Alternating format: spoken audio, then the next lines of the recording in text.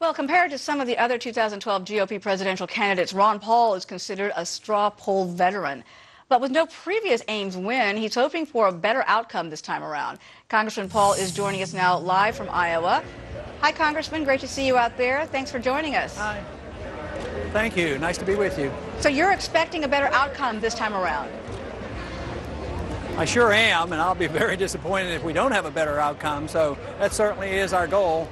But I don't know whether I can predict much more than that. What's giving you that sense of confidence that your supporters out there have what it takes to get the organization in place?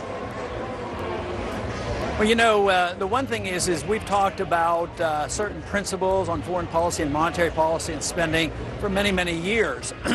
And there for a while there wasn't so much support, but the support for those views have been growing exponentially, including the disenchantment with the American people with the wars going on. So the country has moved in our direction, and this has been reflected in the number of people who have joined the campaign. The ease with which we can raise money, the number of volunteers we've had, the organization we've had out here. So we can't help but be a bit optimistic that we should do a lot better. The race is going to get a bit more crowded in just a little while with Rick Perry jumping into the race formally. How do you feel about that? Well, I mean, that's the way the system works. I imagine he won't be the last one to enter the race. But me personally and our campaign looks at it that he's more of, you know, the status quo type politician. He's been around a long time and supports basically the wars, and he doesn't challenge the Federal Reserve and all the things that we stand for.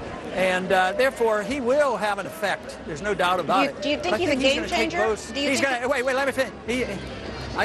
He'll end up taking the votes from the others. So he's not a threat to us in any way. But when you say he's going to take the votes away from others, do you think he's a real game changer in this race then?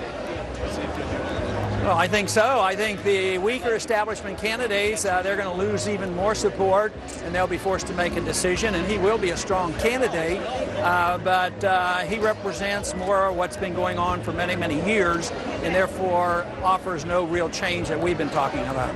Now, you've been out there shaking hands and talking to lots of folks over the last several weeks, trying to get a sense of what's in their hearts and minds.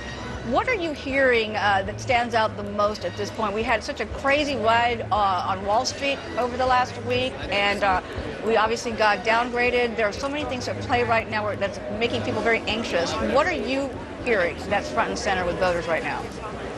Well, I think the most intense interest has been in the economy, but there's no way that when people understand what's going on, they don't have to think about our foreign policy, and that is what I do all the time. Because when you end up in multiple wars going on that last forever and never ending, that is real economic cost. It's costing us trillions of dollars. So connecting that with our deficit, just think of the trillions of dollars that could have been saved with a wiser foreign policy, because I've argued against going into all these wars. And it makes a big difference that people can find that you could have, come close to balancing the budget by just staying out of war. Then you have more peace and you have more prosperity. But we have to deal with other things too, regulatory policy, tax policies, especially monetary policy, because it's monetary policy that encourages the big spender, whether it's for entitlements or for war. Because as long as Congress doesn't have to pay the bills and they can always go over to the Federal Reserve and the Federal Reserve just print up the money, then they wonder why we would have economic problems. It's common sense, and I think young people especially, you don't have to have a PhD. Matter of fact, if you have a PhD in economics, you get very confused on economics. But it makes common sense to say that you can't run up these deficits, promise the sky to everybody, and say, oh, no, big deal. The Fed is there to take care of it. They're the lender of last resort. They're the counterfeiter of last resort, and that's where we're getting our problems from. So at this moment, where you stand right now, you feel more confident, you think that you're going to do better than last time. Where would you feel that if you don't come out number one, what would be a good win for you? Well, better than last time is in the first four places. A distant fourth is not too encouraging. But most people who do more measurements than I do, because I don't look at polls very often, I just try to deliver a message and encourage people. So most people think we'll be in the top three, and I think that's pretty good. That should give your campaign some momentum if you do pull that off. All right, sir, thank you for joining us. We'll check back with you and your campaign throughout this day. Appreciate it. Thank you.